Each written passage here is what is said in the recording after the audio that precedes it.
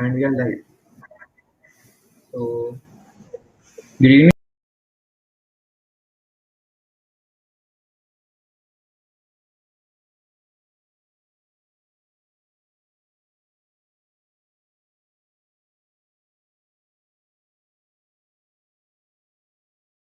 And they recently won $100,000 from the 2020 Hult Prize Accelerator. Apart from that, Shashwat has worked at McKinsey and Co. and is also an investment manager at Sagana. And the sectors that he looks into are food tech, packaging, and climate-related solutions. And right now at Infinity Box, basically they are working in the food delivery industry and have partnered with Swiggy to do away with single-use plastic containers and replace them with reusable food-grade containers. On behalf of CL, I would like to thank Shashwat for taking out time and joining us for the session. And without further ado, I'm handing it over to you, Shashwat.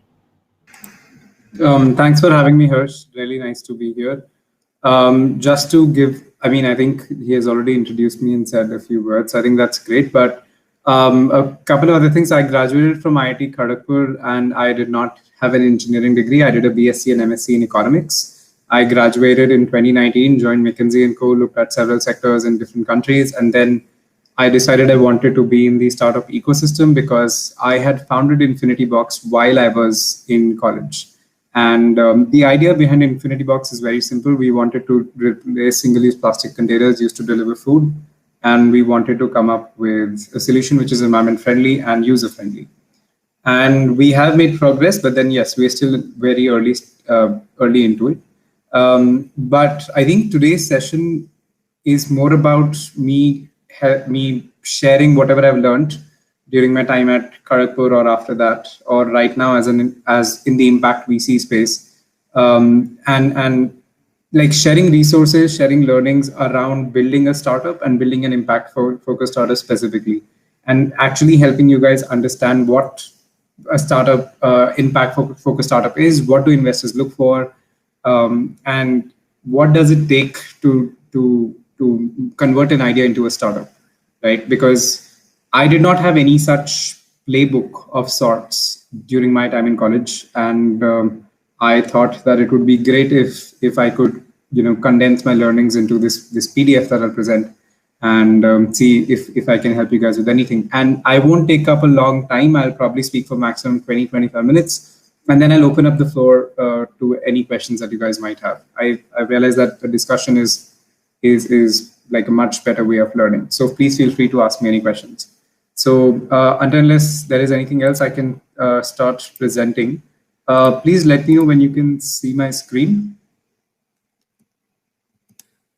Can you? Perfect. Okay. Great. So right. So the idea. So today's session is about the playbook of social entrepreneurship, as we like to call it, and we'll cover a few topics, which is how is the landscape of social entrepreneurship changing? But before that, what does social entrepreneurship even mean? Because there are several misconceptions around the term. Then the second, third, and fourth aspect would be basically, let's say there is a problem that you want to solve. Anything. It could literally be plastic pollution for like it was for me, or it could be, I don't know, catering to the bottom pyramid, whatever it is. So once you have a problem, how do you convert that into a tangible solution? And then how do you scale it up? And then we'll open up the floor for questions. So social entrepreneurship is basically, the Indian startup ecosystem has been growing, right? You have seen so many startups, so many investors coming up in the last few years. But there is this misconception that social entrepreneurship means that you are such a benevolent creature that you will create an idea that tends to impact people, like improve their livelihood, fight climate change, whatever, but then it doesn't look to make money. That's not what social entrepreneurship is. Social entrepreneurship is that there is a double bottom line. What that means is you are looking to build a business, you're looking to build a profitable business while creating impact. Impact is at the core of your business, but that does not mean you don't want to earn money.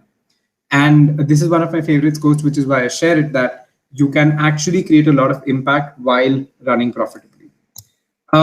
So the reason that I say that the social entrepreneurship landscape is changing and there has been so much misconception is because of how things have panned out. right? We are the lucky ones because we are at this stage that the millennials and the Gen Z are causing all the change in the world. Their demands are about businesses not just being oriented towards profitability, but providing more sustainable options. And this has taken the world by storm. Because of this, all the things which were against the growth of a social entrepreneurial ecosystem have changed or are tilting in its favor. Earlier, you did not have money coming in. You did not have a lot of investors. You did not have incubators or accelerators helping impact-focused startups grow. You did not have regulations which could be enforced to help corporates think from a different perspective other than just profitability. And you did not have big brands making moves which is important because they are the end consumers for a business. They will be the ones buying your products and they will be the ones catering to the consumers. But as you can see from the slide, things have changed drastically. Regulations have become more strict. Investors are pouring in money in billions and billions of dollars, and it is supposed to be at least $1 trillion industry by 2030. And you have big brands taking action. So because of this, we are at this confluence of trends, which is allowing the social entrepreneurship ecosystem to grow. Now, the question is that you are lucky enough to be present at a stage that if you have an idea, you can do something with it because the entire ecosystem is supporting you or is supporting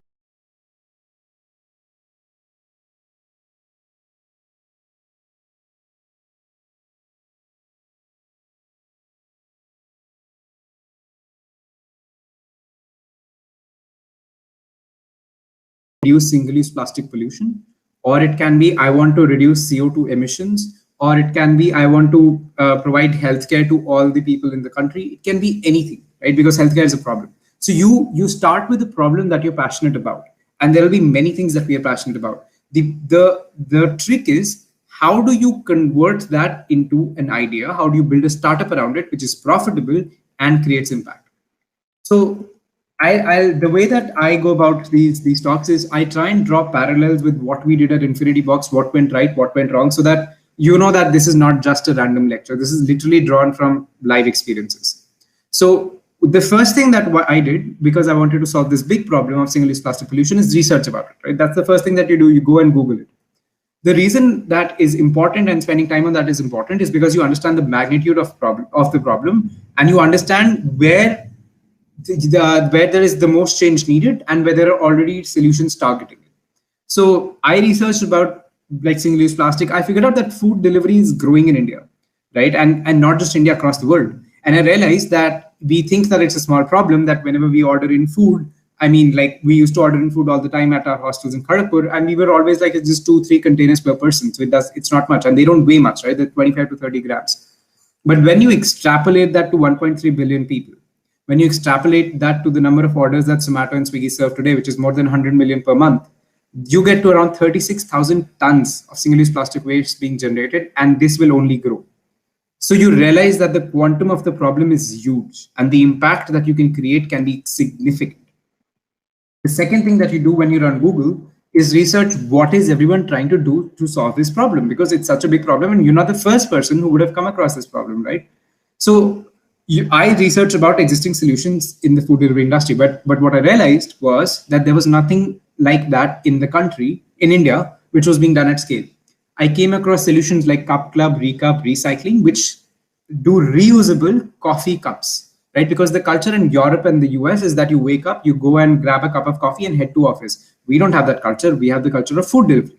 So we did not really have an existing solution targeting it, but then researching about these existing solutions gave me a lot of ideas that there are so many models being tried out to solve this particular problem. Maybe not in this context, but the overall problem of single-use plastic pollution.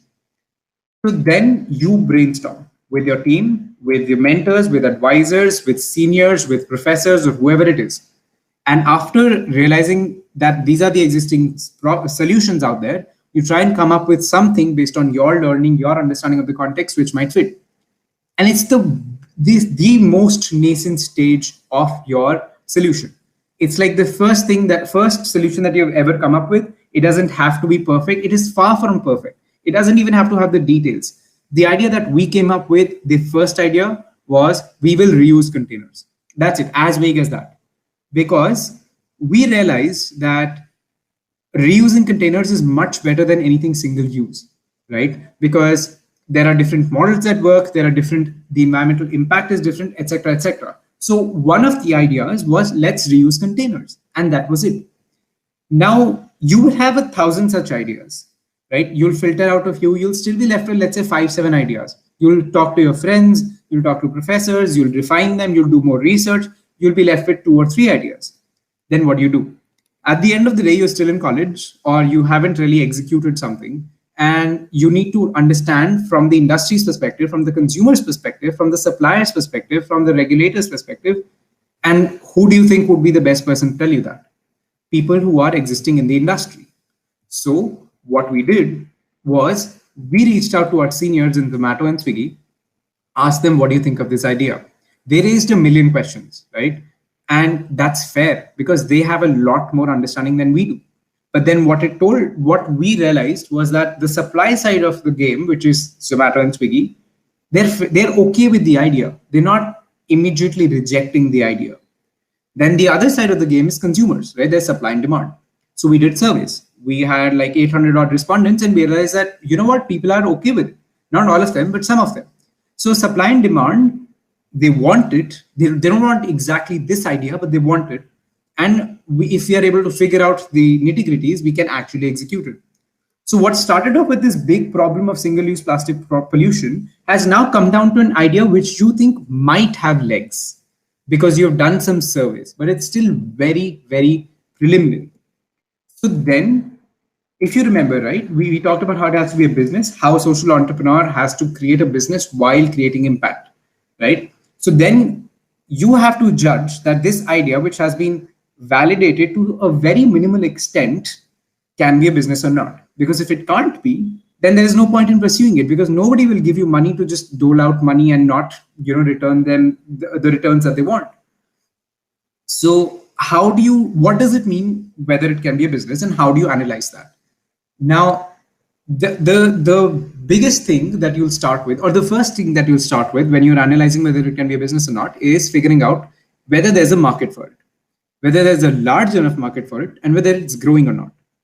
So when I say large enough market, the usual VC benchmark to reject ideas is if the market size is less than a trillion. Market opportunity, the total addressable market. You'll own a portion of that, but the market has to be large because everybody understands that there will be competition. You're not the first one to come up with this idea. You won't be the first one to come up with a similar idea.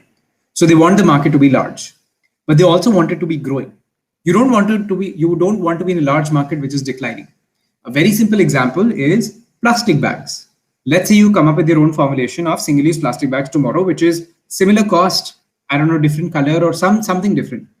But nobody will want to partner with you because there are so many regulations against plastic bags. There are so many actions being taken against plastic bags that people are trying to figure out solutions which replace them. So why would you want to be in an industry which is declining? That is where the trend analysis is coming in. So you would want to see whether the market is large and growing. That's the first step. So what did we do for Infinity Box? We did very simple calculations in 2018 to see how many orders were they serving and how much money could we make per order. We realized by 2022 we could make 840 million. The market opportunity was $840 million. $840 million, assuming very conservative assumptions. Right? I think I misspoke when I said $1 trillion. It's $1 billion. I apologize for that. But basically, it has to be at least $1 billion in the base case scenario, not the conservative scenario, not the optimistic scenario. And our base case was more than $1 billion because this assumes a minimal food delivery growth rate. But we have seen across the world and with the adoption in tier 2, tier 3 cities that the number of orders being served are way higher at the moment. Like this was 720 million, it's already 1.2 billion per month, and it's going to grow by 8 times. So we realized that, okay, you know what, the market opportunity is large. Tick. The next thing is it growing? So you need to understand the trends, right? And there are usually 3 or 4 types of trends that you look at. The first one would be regulations, obviously. The second would be consumer sentiment, because they are the ones who demand. Then there's the supply side, which is the corporates or the companies, whether they're making changes. And we realized that, yes, they are. right? I mean, even in India, despite the fact that the implementation is a mess, single-use plastic bans exist. There are steps being taken. Suppliers want to move away from it. Consumers want alternatives. So the industry will grow. I don't know in how long, but most probably in the next 3 to 5 years, it'll keep growing at a significant rate. So we checked both the boxes. Now we realize that we were with this idea, which was at a might have legs stage, to something which can actually address a large and growing market. Now the question is, can we turn that idea into a sustainable business model? For that, you need to figure out what your niche is, what sets you apart, right? Because this is a large market, growing market. You won't be the only one with an idea which can be attractive to large companies or consumers. So what sets you apart? Why will somebody support you? That's your value proposition. What is the unique thing that comes out with your startup, with your idea, with your team, whatever it is? So we spent a lot of time on this because we had several options around, using a paper bag, paper containers, sugarcane baggage, all the things that you see around you. But then what we realized was that reusable containers are much more environment friendly than any other single-use container, not plastic, any single-use container. And reusable containers, like a plastic, meets the industry's needs of providing hot food in a lightweight container, etc. And we are cost competitive. So we did a lot of research by talking to a lot of existing players to realize that we are a startup, or our idea or the perception that we can create about a startup can be significantly different from existing models. Now, it was all about figuring out whether we'll be able to execute it or not. So just to take a step back, we started off with this big problem of single-use plastic pollution. We had this very preliminary idea of which suited the Indian context of food delivery, of reusing containers. We got some preliminary validation from people who have been in the industry and from consumers. Then we realized that we're talking about an idea which can actually be a business, or seems like it can actually be a business because it's addressing a large market with a growing opportunity. And we are also setting ourselves apart. We are offering something unique. Now you want to go ahead and validate your idea. So this is the most important step and the longest step in the journey of a startup, at least in my experience, or in my experience with interacting with founders, because you have an idea now which is addressing a lot of things and you think you are different, but then you don't really know because you've not really gone on the ground and done anything, right? So how do you go about it, and what are the things that you need to keep in mind? So I listed out 5 things, like a target group selections, reaching them, etc. Let's take a very simple example, right? Like with the idea of Infinity Box, we're talking about reusing single-use plastic, reusing containers for food delivery.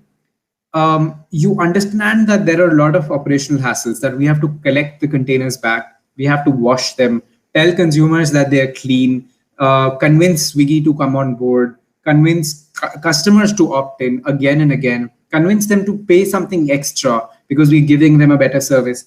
Now there are like a million things, and I don't know where to begin. The first thing that you need to do is figure out who your actual ideal customer is. That's your target group. Now there's a usual misunderstanding that people go with, or misconception that people go with, that I need to address 1.3 billion people in the country, and that is why I can be a successful startup. That's not the case. You can target the bottom end, you can target the top 0.05% and still be a great startup. It's about figuring out who your actual ideal consumer is. So you have an example that you see today in front of you is like a Cred, right? So Cred only targets people with credit cards who have 750 plus credit scores. Just for your information, I think the number of people who hold a credit card in India is about 1% or 2%. I think 2% is a lot higher than, it's about 1%. And even then, within that, the highest tier of credit card rating that somebody gets would be 1/10th, 1/20th, whatever it is. So they're targeting just that, and they still have millions of customers because you live in such a large country, and they have a valuation of more than like almost $1 billion. So people understand that business models can work, when you're not targeting everybody else, because you are being very focused on your approach.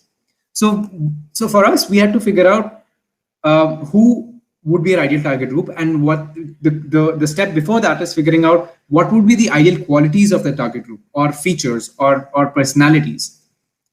And for us, it was people who would be basically environmentally conscious, then willing to pay 5 rupees more per container, and also willing to participate in a new environment friendly idea. So for us, this, and the last thing was that they have to live in a dense area for us to be able to collect the containers back in a cost effective manner. So for us, what made sense was targeting high density tier 1 cities like Bombay, and within that high density areas, let's say high density areas where people are environmentally conscious and are willing to pay 5 rupees more, are not bothered by paying 5 rupees more. So like a Hiranandani or a Powai, or if you're talking about Bangalore, like an Indranagar, right? So, or in Gurgaon, where we've also done pilots, where you would talk about different sectors like near 51, where a lot of families live, etc. So figuring out the right target group is important, and the way to do that is figuring out who would be the ideal customer on paper, literally listing that out, and then talking to people and figuring out where do you think these guys live. Now, then let's say you are able to figure that out. Let's say I know that, you know what, probably people in Hiranandani would be willing to opt in and pay me 5 rupees more per order. Then how do I reach them? How do I communicate with them? And how do I figure out like that, or how do I convince them to come on board? That's a sales channel. So for us in India, which is a market governed by 2 aggregators, what made sense was to partner with a brand like Swiggy, because that takes care of the entire consumer marketing and onboarding bit. Unfortunately, we were able to do that. So now we are able to reach the people in Hiranandani through Swiggy. Now the question is that the right fit? Because that's what we think, that's the hypothesis. Now the way to do that is where validation actually kicks in, right? And what we did, and it's not necessary that you do the same or that you will follow something similar, but this is what I think was very helpful, right? So I have this idea now, and I probably have this idea that, you know what, I want to reach these people, and the way to do that is with Swiggy, but is that actually possible or not? Now I can, as ITians and Bitsians and people from DU, etc., we live in a society where we are exposed to a lot of entrepreneurship competitions, incubators, accelerators. There's a lot of money going around, at least at the college level. And there's so many BPlan competitions that keep on happening.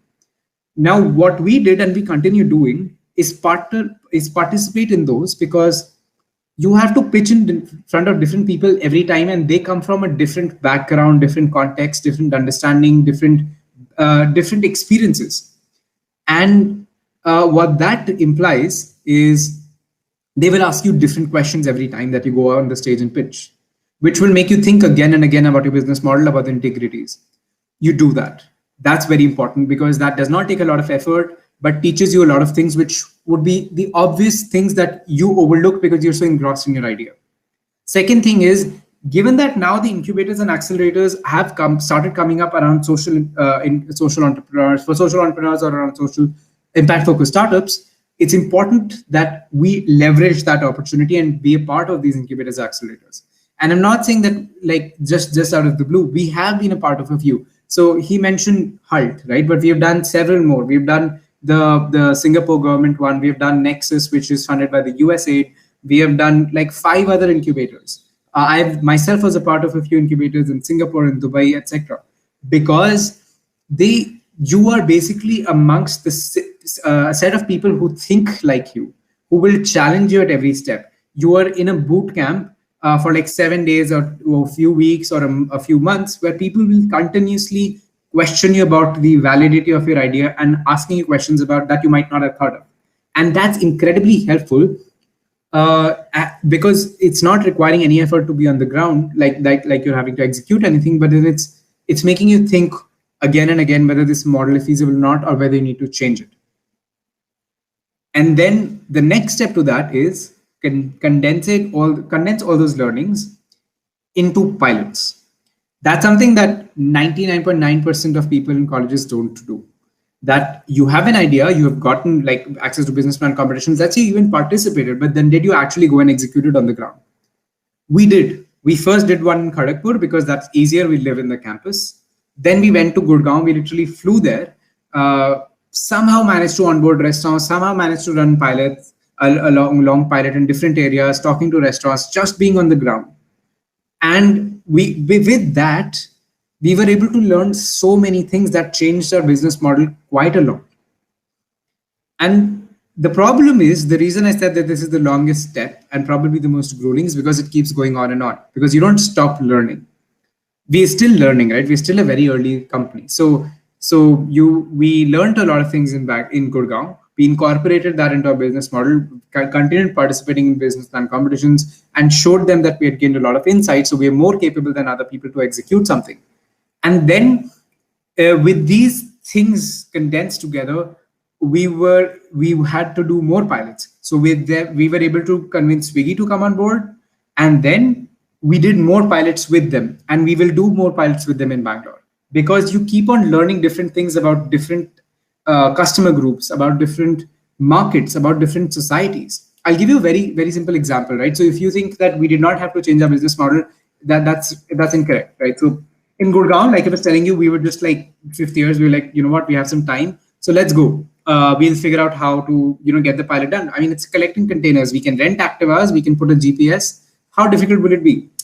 So what happens when you go on the ground and realize is that there are societies that close their door at 11 p.m., the main door of the society. You can't really enter after that. So if I had a container delivered for dinner at 10 p.m., right, and I was supposed to get the container collected back at 11:30, I can't do that anymore. Now there's a high probability I've lost the container because consumers are very new to this concept. So they might not give it back in the morning, or they might forget, or they might throw it out. And then you don't want to call the customer 5 times at 11 in the night. Now, what that meant was that they would have preferred something like a bin inside the society, or if they would have preferred to give it back to the delivery guy then and there, or maybe give it back in the next order, right? There are multiple things that open up. So we came up with the idea of smart bins, which are now patented for Infinity Box, that we place these smart bins in the society. You can scan the QR code on the containers, drop them in, and we'll somebody will collect it in the morning from these bins. It saves us the last mile cost, but also gives customers different options. And we figured that out by doing the pilots. So yeah, like I was saying, we've participated in several competitions. We've won several incubators, blah, blah, Gurgaon, right? So now just to like refresh, right?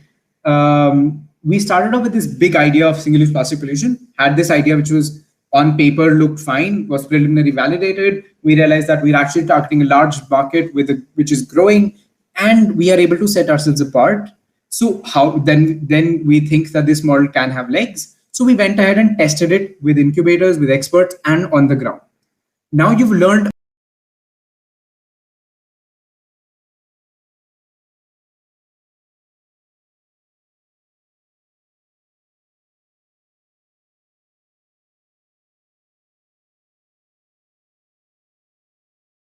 with daily reminders, blah, blah, blah. Once you have that set in your map and you know that you have a growth plan, that's when you have your product market fit. Because there's customer demand, you are getting in money, and you are just delivering on your service. You're not changing it that much anymore. You'll obviously make changes, but not that much. You've realized what works for different people. So now you're at that stage of scaling up. So what are the key things that I think are relevant before you decide to do that? Or what are the most important things that I would have, right, before I were to scale up? The first and foremost is a very solid team which has complementary skill sets and a set of advisors who can guide you. Because you're still an early stage startup, you don't have all the resources in the world. Nobody's going to pay you millions and millions of dollars to just hire experts every time you need to do something. So you need to have people who have the operational expertise, who have the industry expertise, who have connections to guide you, and they are your advisors. And we've been very lucky in having some amazing advisors on board. We have had people from Zomato come up. We have had people who have run incubators in US, etc. And they've been incredibly helpful in constantly pushing us, asking us, so on and so forth. And it's a give and take. Advisors will only come on board if they realize that you're improving and that you're actually committed to it. But once they do, they will open so many doors for you that it's going to be incredible. And that's how we got connected to Swiggy, Zomato, Uber Eats, by the way. We just reached out to our seniors. They worked with us. They realized that, well, these guys have something. Let's connect it to them, because it's also their, prestige at stake, their position at stake. So yeah, we this is our team, and we've had great advisors. We have a set of 8 advisors, but then they cover different aspects like operations, social impact, industry experience, etc. Now the second thing is basically, which is very relevant, is and at least works for us, is partnerships. See, you don't want to reinvent the wheel. You want to rely on existing supply chains, existing networks, and piggyback on them. Which is why Swiggy makes all the sense for us. I don't want to go out and deliver or hire my own delivery fleet to do that. Swiggy does that. So can I figure out a way that I can make Swiggy happier and customers happier and restaurants happier? Because if I can do that, then I have a great partner in Swiggy, which already does $50 million a month. It's a $4 billion company, and I'll be okay, right? Same thing with the other partners. And that's what we've realized. Like, with the help of these partners, we're able to bring in different qualities, different skill sets, which are appealing to different sets of companies or potential partners. So I would say figure out who your right partners would be, and take the help of your advisors to do that, and then piggyback on their existing relationships and networks. Last, you are at the stage of scaling up. You have the great team. You have a growth plan charted out with the help of your advisors. You have great partnerships whose networks you can rely on. But then financial modeling is still very important for us, despite the fact that we're a social startup, because like I've kept saying throughout this presentation, people don't just give out money for the heck of it. That's grants. You're not a social entrepreneur if you're doing that. You are in an NGO. Very different. This is a for-profit social entity. You will create impact, but you want to make money. Very simple. So if your financial model does not make sense after having done it on paper, after having executed on the ground, then you need to stop, or you need to change it. You need to figure out what can be changed, because if it's not sustainable, nobody will invest in you. As an impact investor, I would not invest in a company whose business model I don't see making returns out of. So remember that. For any false notion, for anybody who's going to tell you that, well, it's impact, you don't have to deliver the same returns that a simple startup does, that's not true. We expect the same returns. And there are multiple startups doing that. There are billions of dollars pouring in, like as you saw. So you have to match that.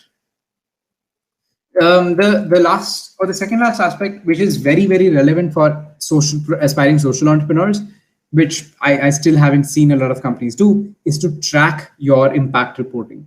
So, I mean, if you haven't heard of SDGs, there's the Sustainable Development Goals by the United Nations, the 2030 agenda, that you meet 17 goals for us to be able to do a lot of things, keep the planet sustainable, fight climate change, etc. Now, what startups tend to do is that we are targeting 5 SDGs. I mean, yeah, sure, great, but then how do I know how much impact will you have? So there is a methodology out there called IRIS, which is basically sub-points of these SDGs and tell you how to measure the impact. So if you follow them for your idea, then you'll be able to measure the impact. For example, how we have done it, that our aim is to reduce these many kgs of single-use plastics, reach out to these many people, and reduce these many CO2 tons. Right? It's simple to do that, but people don't do that. So please bring that in.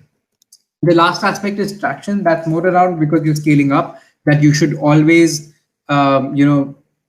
keep an eye out for what can help you gain traction, because being popular on LinkedIn or whatever it is does help, because people reach out, people know of you. So that won't be the thing that I would focus on, because that's probably the last step. But I'm just saying that keep that in mind, that you will have to figure out your sales and marketing going forward. So just to like a very quick recap: big problem, a vague solution, preliminary validation. Then you go about figuring out whether it's a sustainable business, can be a sustainable business. Are you targeting a great, large, sizable market, and is it growing? Once you do that, you figure out what sets you apart. let's say you figured all of this out, then you go out and execute and execute and execute. Read, like, you will have to do it like multiple times. That's okay. Everybody does it. That's why they're successful entrepreneurs, because they put in the time and the sweat. And once you've done it, then you think about scaling up. And these are the 5 things that you need to keep in mind that I think would be important. They would be different for different startups, but for sure, keep an eye out for these. So I hope that this session was helpful in figuring out how to go about converting a problem into a solution and making it into a startup. I'd be happy to answer any questions that you guys might have now.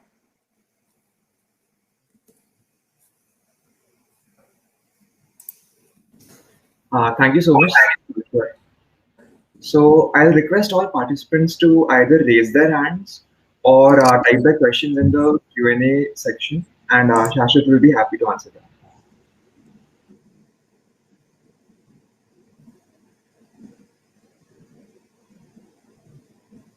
So yeah, I think there are a couple of questions in the chat box. One is what are the processes you carry out by sanitizing the containers? Sure. I mean, we have a lab certified process we do, which uses industrial grade sanitizers and dishwashers. And we have figured out ways to market those as well to gain customer confidence. But I mean, that's the process. If you want to go into the details, I'll connect you to my teammate who handles it. But we follow a lab certified process. We have lab certifications because they're important in such a reusable model. The second one was, what is the guarantee the consumers will return the containers? That's true. That is why we track each and every container with QR codes, and we send in-app notifications, etc. And worst case, we charge a penalty. Till now, we've had a 99% collection rate with the pilot in Bombay. So I think we're doing okay. And with more models coming in, like placing more smart pins, etc., I think we'll have to see how the situation evolves. But yes, that's a risk. We have incorporated that into our model that we lose a certain percentage of our containers for a variety of reasons. And then out of that, a certain percentage of that, the pool that we've lost, will not pay us back either. So it hasn't happened, but yes, we do expect that. And we have taken that into account. That's something that you learn while doing the pilots. What is the average rate to assume? Which areas would you lose out the most in, etc. And obviously, with Swiggy's data, you can do that. Got it. Now there are quite a few questions here. Okay. How did you find out initially what resources are needed for your startup? I'm not sure what you mean by that. It was, I mean, like I said, we did a pilot in Kharagpur. It didn't cost us much. We had to procure a few containers. Cost us like, I don't know, 5,000 rupees between the 4 of us. It wasn't a lot. And then we always bootstrapped ourselves. We never raised money till like Halt put in money, because we were funded by Swiggy. Before that, we won enough competitions to bootstrap ourselves. So yeah, like you have to be, obviously, you are resource constrained. You're a college student. I mean, I eat like 20 rupees meal every day. That's what I eat. That's what I could spend. So yeah, you have to keep that in mind and properly budget it out. So I mean, my background in economics and finance obviously helped me build those models, but then you can all build a very preliminary model, right? It's very simple. This is what I learned. This is what I'll spend. Does it make sense to, like, can I afford this? It's very simple. If not, what can I cut back on? Right. Wow. Okay. The next is, how did I approach Swiggy? Right. So, well, yeah. So like I was telling you, we had reached out to different people in KGP alumni, and they obviously asked us a lot of questions. We won a few competitions. We started getting traction. We reached out to them. Can you connect us to Swiggy? Because nobody will do it if you're a college idea, right? Because at the end of the day, it's their reputation at stake.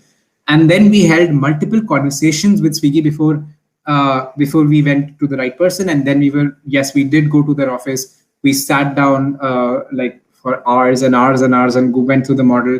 Then we went for a long diligence with the Bombay team, where we piloted, where financial diligence, operational diligence, etc. So I think the connect happens because you have these advisors and you have the right set of mentors. So be shameless in reaching out to your college alumni. That's what I did. That's what I do. Because they will help you out. I've never had somebody tell me that I won't help you out. So yeah, if you have something and if you're dedicated enough, I think they'll be willing to help you out. As you mentioned during preliminary validation and idea infancy, we need a solid team. How can we go about building such a team? No, I actually did not. I said that I need a solid team before we scale up. My team, actually, the one that we started the first pilot with, has completely changed over the years. We have like 3 new people, but then they've been with us for over a year and a half now. So that's great, and they're all passionate about it. So no, you can't build a team from the get-go. You ideally aim for complementary skill sets, but then you will only figure out whether your working styles match or not, and that takes time. Hiring the right set of founders or co-founders or initial set of team members is the biggest challenge that you'll face, because they will all come up. They can be very productive or they can be very destructive, and it takes time for you to figure that out. Unfortunately, I don't have a formula for that. I can just say that people that you gel along well with and have complementary skill sets, that's the ideal case. Don't necessarily go for that I need to do coding, you do finance. That's not how it works. You need to know finance, otherwise you won't get into the team. You're inclined towards learning finance, that's great, because you are still in college and people are learning skill sets. One of my team members who handles all our social media, graphic designing, everything now, he did not know how to do that at all when he joined Infinity Box. But he's learned and he's damn good. He can get like all our slides, everything is made by him. And he's pretty damn good. So give everyone the opportunity to learn and help them do that, because you're not a CEO of a Fortune 500 company that is doling out millions of dollars. You're working with your friends, and everybody takes their own time to learn, but you need to let them figure out what they want to do. Once they do, and if they stick to it, you have somebody who will stick it out with you to the end. So be flexible about it, is how I would put it. While recruiting team members, every recruit needs a certain of equity he will get in the future. How do you manage that? The East team level? No, not necessarily. That's what I'm saying. No, I did not give out equity at the beginning. No, I mean, we were just figuring out whether this idea can work or not. Figuring out equity is like 5 things down the line. That's when you know that you have a company, you've incorporated it, you have a shareholders agreement. I mean, if you've done that, then you already have an idea, you've tested it out, and now you're looking to scale up. Nobody like goes out and registers a company for like no reason or no validation whatsoever. So like I would say worry about these things later on, once you have that preliminary validation, once you have a set of advisors, and once you have done those pilots, because then you realize that, you know what, this is the equity stake that we all deserve, and you sit down and do it. Because if for the first set of 3-4 people, you are like, I want 60% equity, I'll only give you each like whatever, like 10, 12, 13% equity. And if they're not happy with it, they leave. Then what's the point? You're not even a company yet. You're just like 4 people trying out an idea. So I would say stop worrying about such things. Everybody is cognizant of it, but first focus on getting that idea off the ground. Then see how that goes. Right. Wow. There are a lot of questions. How did you formulate the Boxer containers? Did you have chemical engineering degree? No, I did not. I procured containers. Very good question.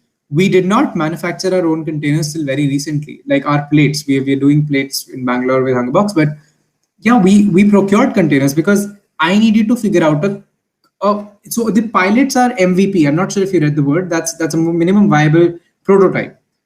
I have to figure out how to get them to see if the model works or not. Now, my idea of an Infinity Box is basically something which is reusable.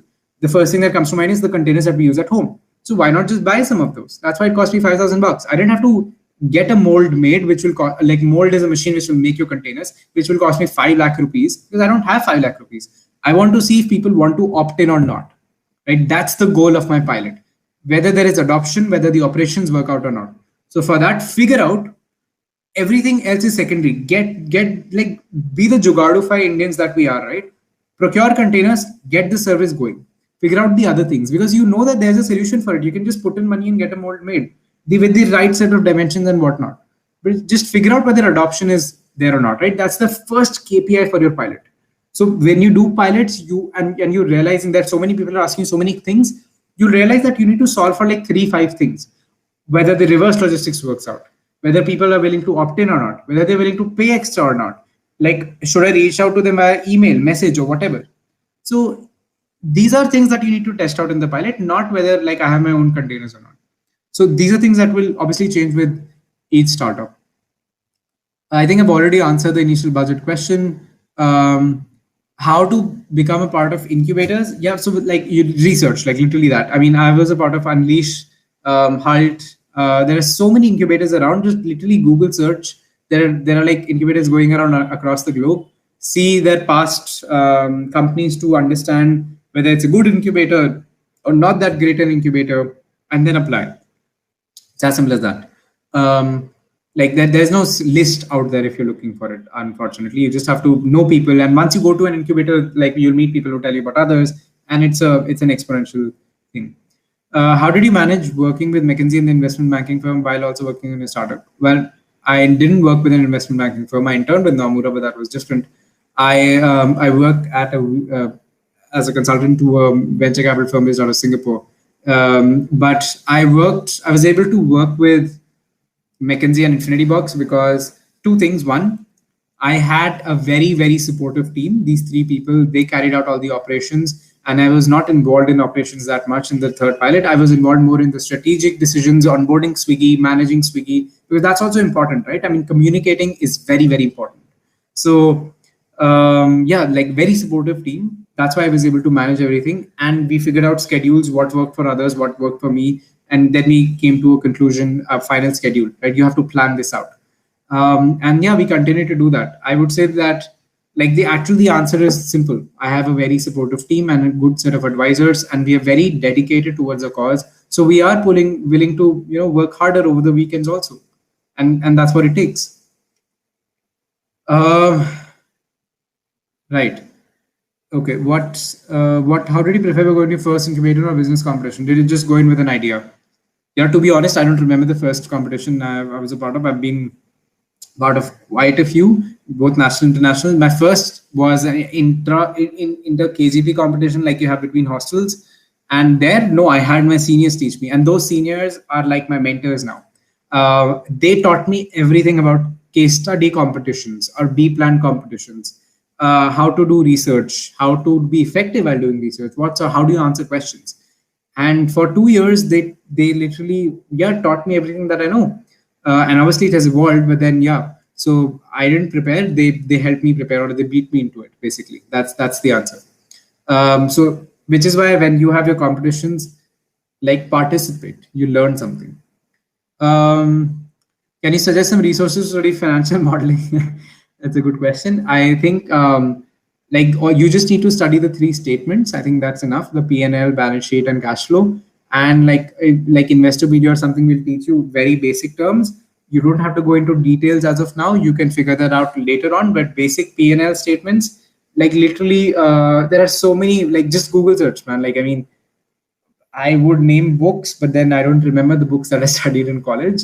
But yeah, like Investopedia would be a good resource to search about anything. Otherwise, I can get back to you on that. Like if there are good resources, I can ask around and get back to you, because I really don't remember which books I studied in college. What was our MVP made of? So I'm assuming you're asking the containers. Well, yeah, we've just procured Tupperware containers. Simple as that. We bought it from the store near our campus. That's it. And then we just ran one part of the model, which is scheduled pickup. So we would set up times with people and go and pick those containers up, because we don't have the money to make a smart bin or do the R&D for that. We don't have the money to do other things. We're not on the Swiggy app, but we just want to see if the reusable model works or not. People want to opt in or not. So we just did that. In which year did you start up? How did you manage studies and business? I mean, how did you divide the time? Good question. I started this towards the end of my 4th year. And towards the end of my 5th year, actually. I had one more semester left, and we came up with this idea because I had just come back from Unleash, which was in Singapore, and we were talking about single-use plastics. We did not have any solutions. We used to order it a lot, so it just happened. And then we came up with this idea in IIT Bombay. So we have this inter-IT case study competition. I was leading the team that year, and we won with this idea. That's the first time we realized, okay, you know what? It has legs. We were asked a lot of questions, but yeah, first time we came up with that idea. And then how did we manage time? I didn't study much in my final sem. So yeah, well, I already had my job from McKinsey. It's not as if I didn't study. I did study. I graduated with a very good CGPA, but then I think I realized after a time that I wanted to devote a lot more time to it, and I could study like 2 weeks before the exam, which is, I'm guessing, what you'll all figure out anyhow, to do that. But that does not mean that I did not study. I had a decent CGPA, which I knew would not be affected that much even if I scored a B in one subject. So yeah, it was an analytical decision, I guess. But how do you divide the time? If I were to do it in my 2nd year, for example, it would be much more difficult because I don't have a guarantee of a job. I don't have the guarantee of a good CGPA, etc. So I would have to work very hard with my team to figure out, to plan it out, to schedule things out, to task each other with responsibilities. And over time, you'll figure out whether you have the right team members or not, whether what sort of planning needs to be done, etc. And once you do, I think, you'll work it out. If you really want to create impact and continue towards the idea, if you think it has legs, you'll continue it. You'll figure out a way. That's literally it. I wish I had a better answer, but I don't. Right. Wow. How do you not deviate from your idea and stick to it even after facing failures? You face failures. That's why you continue doing it again and again, right? I mean, that's why you do multiple pilots, because you realize that, okay, this does not work. I mean, I've just lost so much money, but then I want to continue with it because I think there is also good thing. There's not just negative feedback. There's also positive feedback coming in. So you want to continue, but then you want to weed out the negatives, which is why pilots and feedback is very important, and doing it at a small scale before you blow it up and pour in a lot of money is important, so that you figure out these small things. What happens to the end of life of the boxes? Do they decompose? No, they are Tupperware, like high grade plastic, so they're recycled, 100% recyclable containers. And we have partnerships with multiple recyclers, and we just send it to them. At which stage building a website for a startup becomes important? That's a great question. I don't know when we built ours, but I think once you have realized that you want to continue with it and you're going to apply to multiple B-Plan competitions because they ask for it, you have to pitch to people because they ask for websites or some pages or some decks. So that's the stage it becomes important, but definitely not the first thing I'll do. I mean, I think we made it in like 1 year after we thought of the idea, or 7-8 months after we thought of the idea. How do you learn something new efficiently? What's your process of learning something new? Wow, that's a deep question. I don't know. I think there are several things that you learn with time. For example, running operations was never my thing, but then you start learning things because you want to get this idea to be successful, make this idea successful, and you have your team members who support you. So I think, to be very honest, I think it's about executing it on the ground, and secondly, having the right set of people to talk to. So I have always reached out to my friends, seniors, advisors, whoever, mentors, to ask them whether am I heading in the right direction or not, or do you know someone who can guide me? Because reading it on Google or books is not as quick or helpful than getting a download from someone else. So yeah, reach out to people is how I would put it. Like, if you have something related to coding, just ask somebody in your batch, like, you know what, how do you do this? And yeah, be patient, because it'll take time for you to learn, but then if you're willing to learn, you have the best person teaching you there.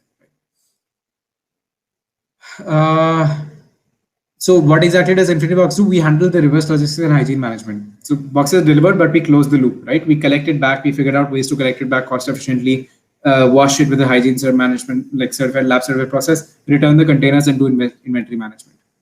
So that's it. Well, I think I answered all the questions. Wow. Yeah.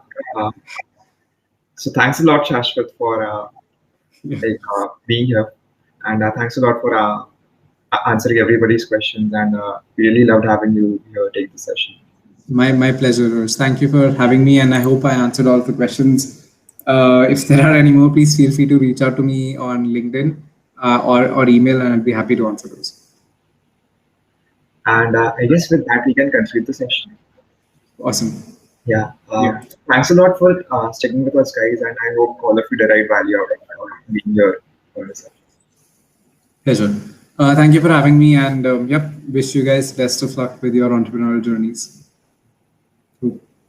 Bye, guys.